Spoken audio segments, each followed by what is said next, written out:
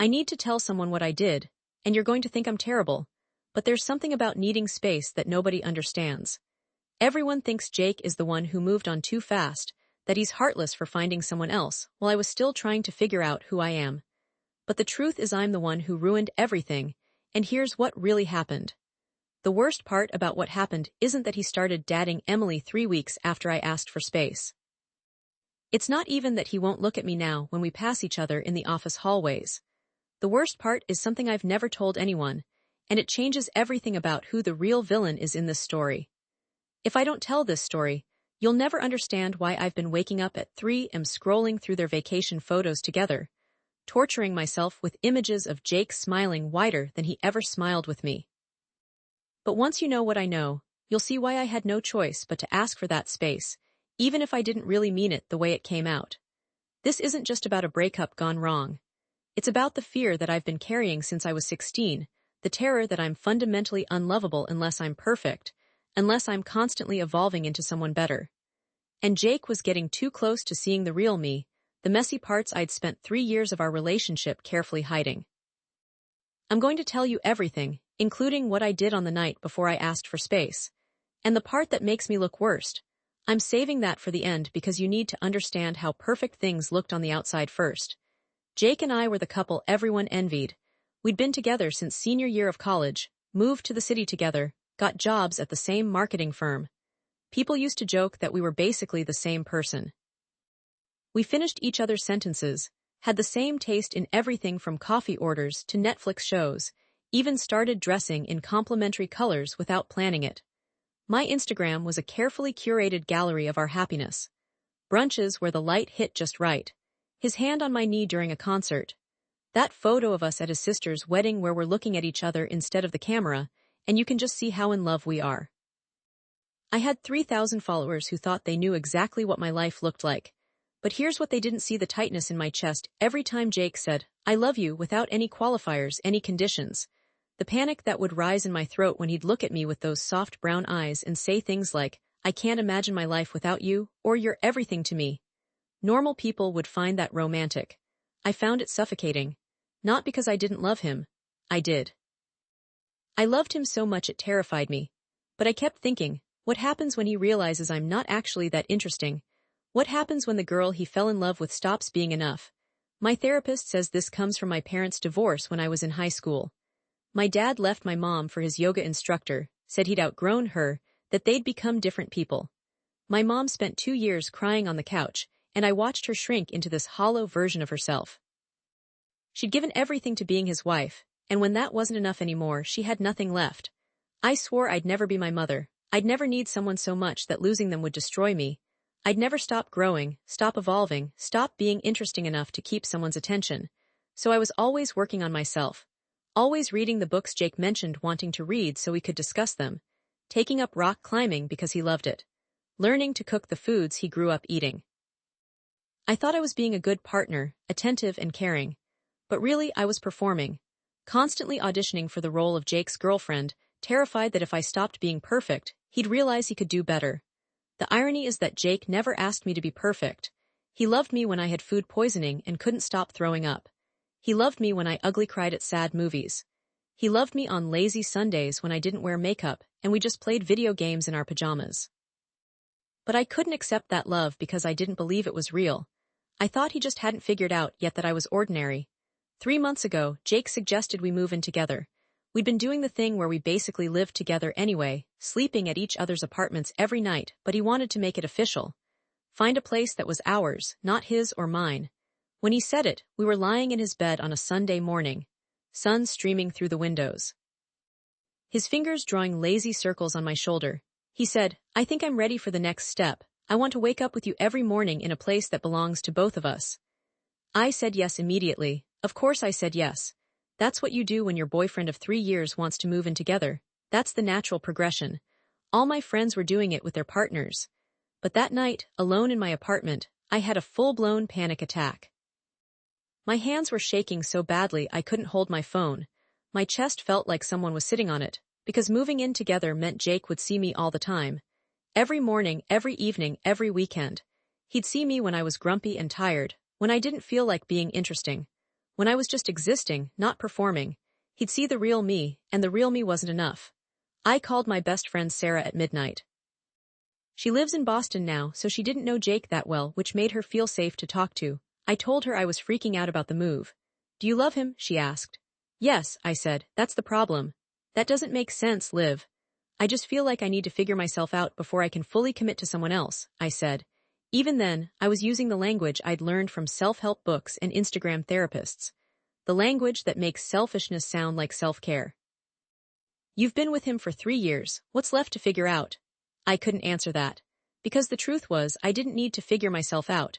I needed to figure out how to love someone without the constant terror that they were going to leave. But that sounded messy and broken, and I didn't want to be messy and broken. I wanted to be the kind of woman who goes on solo trips to find herself, who prioritizes her own growth, who doesn't need anyone. The Instagram influencers I followed were always posting about the importance of being whole on your own before you can be part of a partnership. About how you can't love someone else until you love yourself. About choosing yourself first. So that's what I decided to do. I would choose myself. I would ask Jake for space to work on my personal growth, to reconnect with who I was outside of the relationship. Looking back, I can see I was trying to leave before he could leave me. A preemptive strike disguised as self-improvement. I spent 2 weeks planning how to say it. I wrote it out in my journal like I was drafting a breakup speech for a movie. I wanted it to sound mature and self-aware, not scared and self-sabotaging. But then something happened that I haven't told anyone about. The thing that made me pull the trigger faster than I'd planned. We went to dinner with some of Jake's work friends. There was a new girl in his department, Emily. She was funny and smart, and had that effortless kind of pretty where she didn't seem to be trying at all. Natural blonde hair, one of those faces that looks good without makeup, the kind of laugh that makes everyone around her want to laugh too. I watched Jake talking to her about some project they were working on together. He was animated and excited, using his hands to gesture like he always did when he was passionate about something. And Emily was looking at him the way I used to look at him, back when everything was new and I hadn't yet learned to be afraid.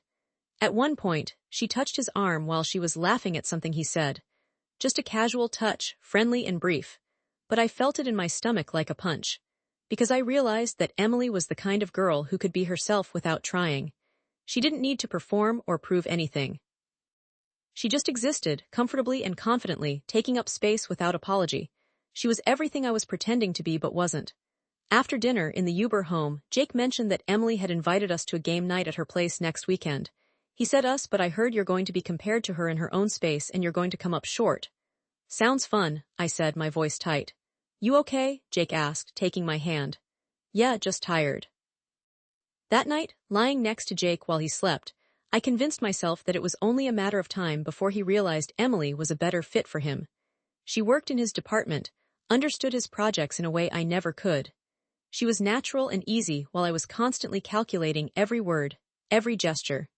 I decided I needed to ask for space before he figured it out himself. Better to be the one who walks away than the one who gets left behind. The next morning, I told him we needed to talk. We were in his kitchen. He was making coffee, humming some song that had been stuck in his head.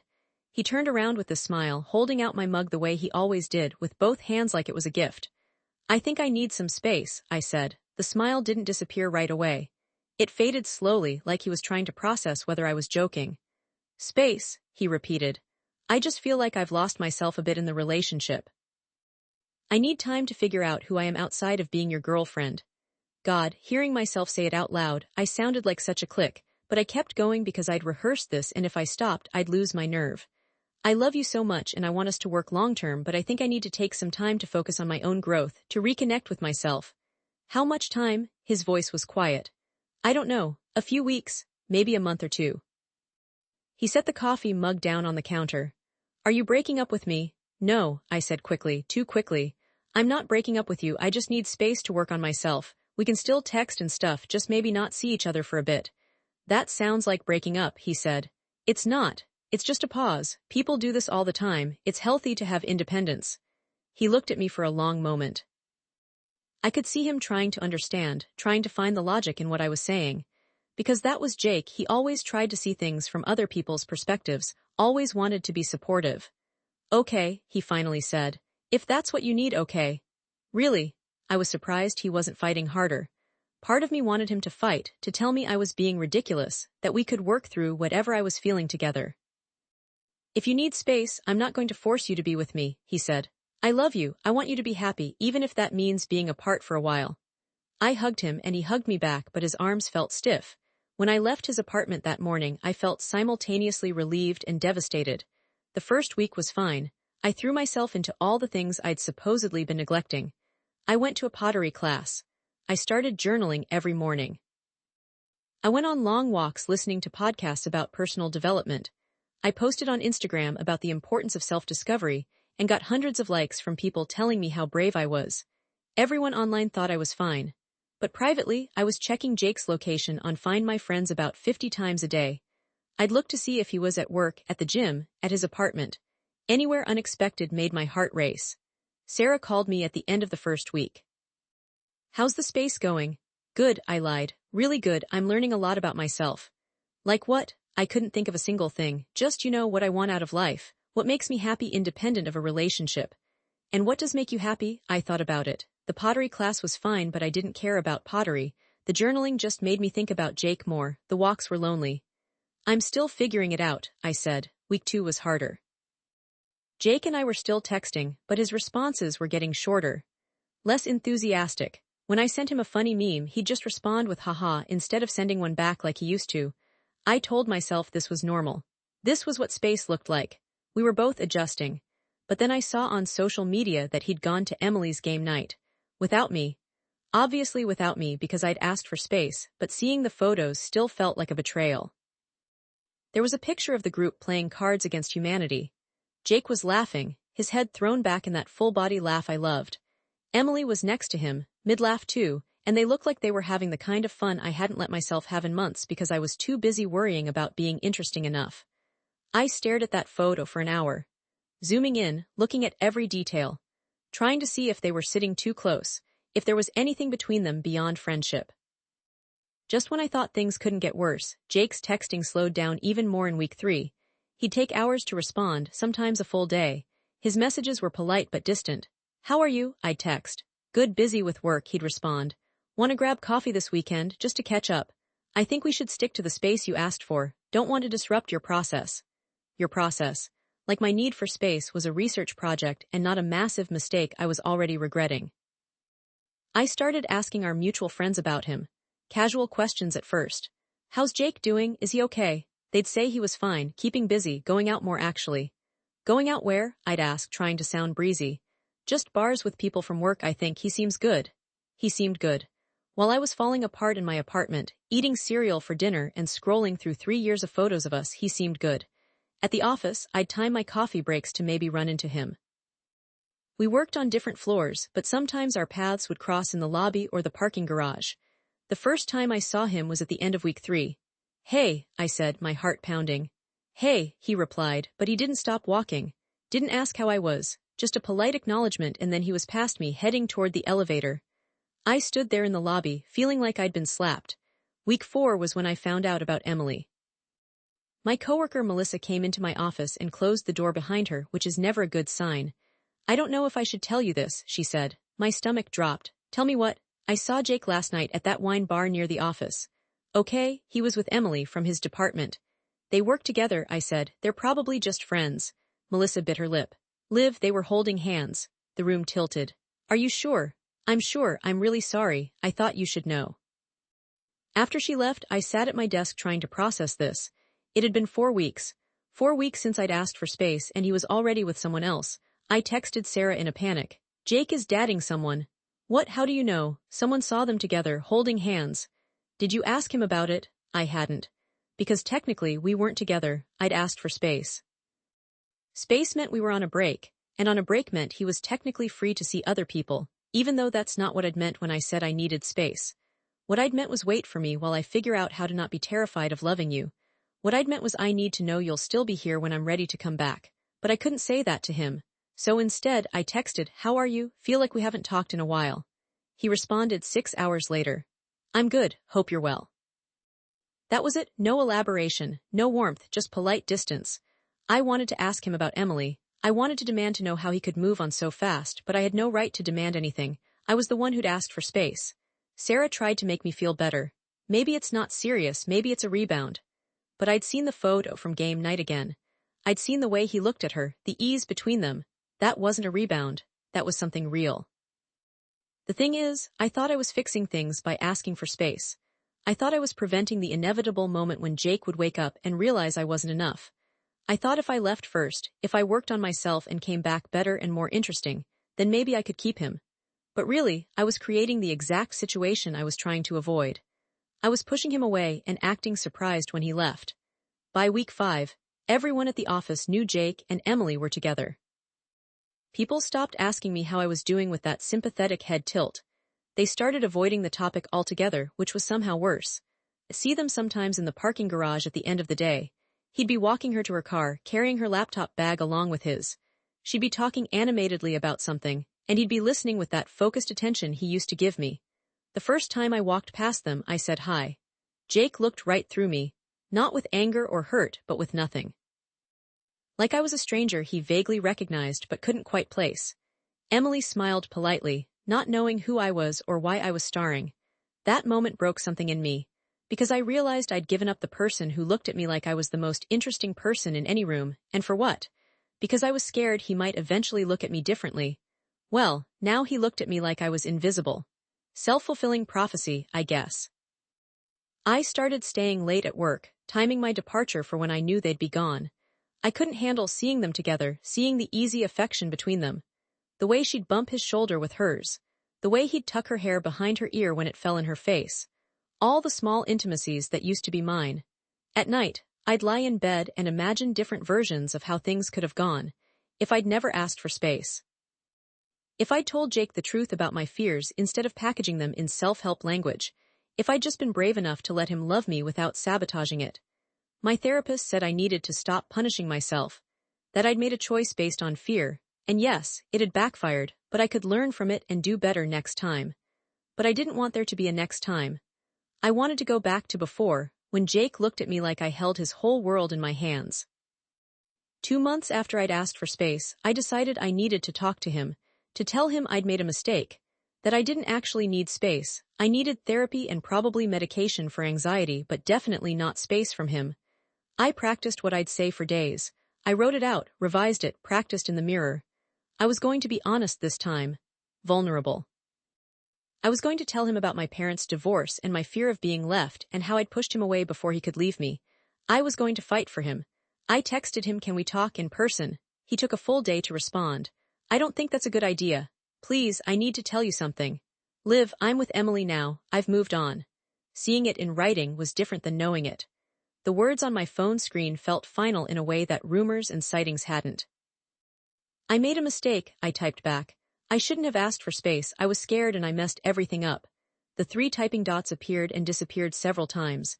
"Finally, I appreciate you being honest, but I'm happy now. I think we both need to move forward." "I don't want to move forward. I want to fix this."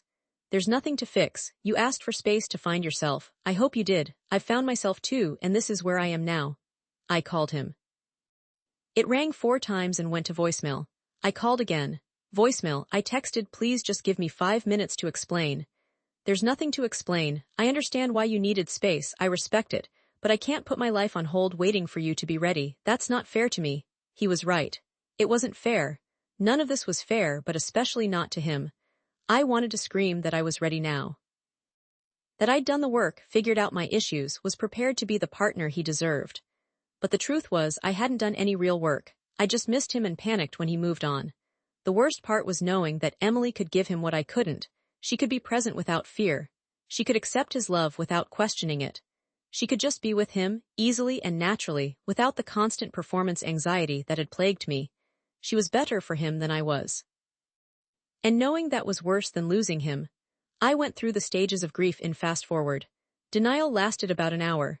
Anger lasted a week, during which I convinced myself that Jake had probably been interested in Emily all along, and my asking for space just gave him permission to pursue her. Bargaining lasted the longest. I drafted 100 texts I never sent.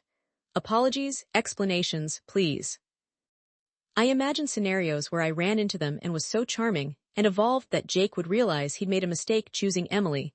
Depression set in around month 3. I stopped posting on Instagram.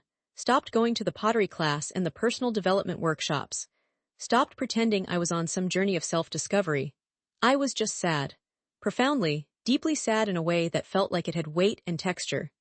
Sarah flew in for a weekend to check on me. She took one look at my apartment, the unwashed dishes, and piled up laundry and me in the same sweatpants I'd been wearing for 3 days, and she physically pulled me into the shower.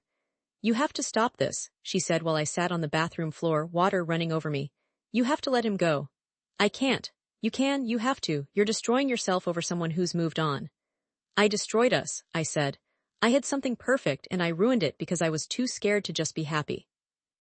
"It wasn't perfect if you were that scared," Sarah said, which was annoyingly insightful. "You need to figure out why you were so afraid, not for Jake, for yourself." She was right, but I wasn't ready to hear it yet. A few weeks later, I saw them at a company happy hour. I'd been avoiding these events, but my boss strongly suggested I attend this one because clients would be there. Jake and Emily were across the room. He had his arm around her waist. She was laughing at something someone said, her hand on his chest in that casual way that speaks to deep comfort and familiarity. I watched them like I was watching a movie of my life if I'd made different choices. That could have been me under his arm. That could have been us, comfortable and happy, if I hadn't been so determined to sabotage it. Emily excused herself to go to the bathroom. Before I could think better of it, I walked over to Jake. "Hey," I said. He looked at me, and for a second I saw something flicker in his eyes. Not love or longing, but maybe recognition. Acknowledgement that we had been something once. "Liv, how are you?" "I'm okay, you?" "Good, really good." An awkward silence stretched between us. All the things I wanted to say piled up in my throat, choking me. "She seems nice," I finally said, nodding toward where Emily had disappeared. "She is." "Are you happy?" He studied me for a moment. "Yeah, I am, are you?" "Did you find what you were looking for?" The question was genuine, not cruel. He really wanted to know if my space-finding mission had been successful, if pushing him away had given me whatever I claimed to need. "No," I admitted. "I didn't find anything except how much I missed you." His expression softened slightly. "Liv, I know you've moved on and I have no right to say this. I just needed you to know that I made a mistake. That I was scared and stupid, and I threw away the best thing in my life because I didn't know how to believe someone could love me without conditions." "I did love you without conditions," he said quietly. "That was never in question. I know that now." Emily was coming back from the bathroom. I could see her weaving through the crowd toward us. "I should go," Jake said. "But Liv, I hope you figure it out. Not for me but for yourself. You deserve to be happy without being so afraid of losing it." Then Emily was there, sliding under his arm like she belonged there, which she did now. "Ready to go?" she asked him. "Yeah," he said. He looked at me one more time. "Take care of yourself, Liv." And then they were gone, leaving me standing alone in a room full of people, finally understanding what I'd lost. Here's the part I've never told anyone, the thing that makes me look worst in all of this: I didn't actually want space to find myself. I knew exactly who I was. I was terrified and insecure, and so convinced of my own inadequacy that I couldn't accept love when it was freely given. What I really wanted when I asked for space was for Jake to refuse. I wanted him to fight for me, to tell me I was being ridiculous, that we could work through whatever I was feeling together. I wanted him to prove that he loved me enough to push back against my self-sabotage. Instead, he respected my wishes. He gave me exactly what I asked for because he loved me enough to let me go if that's what I said I needed. And that respect, that willingness to support my decision even when it hurt him, that was the ultimate proof of his love. The thing I'd been looking for all along, but I didn't recognize it until it was too late. I asked for space as a test, and Jake passed by failing it. The night before I asked for space, I'd been lying next to him in bed. He was asleep, one arm thrown across my waist. I'd watched him for hours, memorizing the slope of his nose, the way his eyelashes cast shadows on his cheeks, the peace in his expression. I'd thought about waking him up and telling him the truth, that I was scared, that I didn't know how to be loved, that I needed help learning how to accept what he was offering without constantly waiting for the other shoe to drop. But I didn't. I thought vulnerability was weakness. I thought asking for help was failure. I thought I had to figure everything out on my own before I was worthy of love. So I pushed him away and called it personal growth. It's been 6 months now. Jake and Emily are still together. I heard through the office grapevine that they're moving in together, into an apartment with big windows and a balcony. The kind of place Jake and I had looked at once, before I got scared and asked for space. I see them sometimes. Less often now because I've gotten better at avoiding places I know they'll be. When we do cross paths, Jake nods politely. Sometimes he says hi, but he never stops, never asks how I'm doing, never looks at me the way he used to, like I was the most important person in his field of vision. I've started actually doing the work I claimed to be doing when I asked for space. Real therapy, twice a week, anti-anxiety medication. I've started being honest with people about my fears instead of packaging them in pretty language. Sarah asked me recently if I regret asking for space. I wanted to say yes immediately, but the truth is more complicated. I regret losing Jake. I regret hurting him. I regret all the time we could have had together if I'd been braver. But I don't regret learning what I learned, even though the lesson cost me everything. I learned that you can't protect yourself from loss by leaving first. I learned that fear-based decisions always backfire. I learned that the only thing worse than being vulnerable with someone is being so afraid of vulnerability that you destroy the relationship before it can destroy you. I learned that sometimes the space you need isn't physical distance from another person. It's internal distance from your own fears. The thing nobody tells you about asking for space is that you might get exactly what you ask for. And then you have to live with it. Jake found someone else while I was off finding myself, and now he won't look at me because I'm a reminder of something that's over. Something he's moved past, and I have to watch him be happy with someone who could give him what I couldn't, the simple gift of being present without fear. I ruined the best thing in my life because I was too scared to just let it be good. And that's something I have to carry now, this knowledge that I am capable of destroying my own happiness in the name of protecting myself from potential hurt. Everyone online still thinks I'm brave for prioritizing myself. They comment on my old posts about self-discovery with applause emojis and hearts. They don't know that my journey of self-discovery led me to the conclusion that I'm my own worst enemy. Last week, I ran into Emily in the bathroom at work. Just the two of us washing our hands at adjacent sinks. "You're Liv, right?" she said. "Yeah, I'm Emily, I'm dadding." "I know who you are," I said, not unkindly. She nodded, looking uncomfortable. "Jake told me about you, about what happened." "I'm sure he did. For what it's worth," she said carefully, "he said you were wonderful, that things just didn't work out. That was generous of him, way more generous than I deserved." "Take care of him," I said. "He's a good guy." "I will," she said, and I could see in her eyes that she meant it, that she understood what she had. I left the bathroom before she could see me cry. Sometimes I imagine what I would do if I could go back to that morning in Jake's kitchen when I asked for space. I think about all the different things I could have said instead. "I'm scared that you'll leave me, so I want to leave you first. I don't know how to let someone love me without constantly proving I'm worth it. I need help learning how to be in a relationship without sabotaging it." Any of those would have been better than what I actually said. Any of those might have led to a conversation instead of a breakup disguised as personal growth. But I can't go back. I can only go forward, carrying this lesson like a scar. The real kicker is that I did find myself during this space I asked for, just not in the way I expected.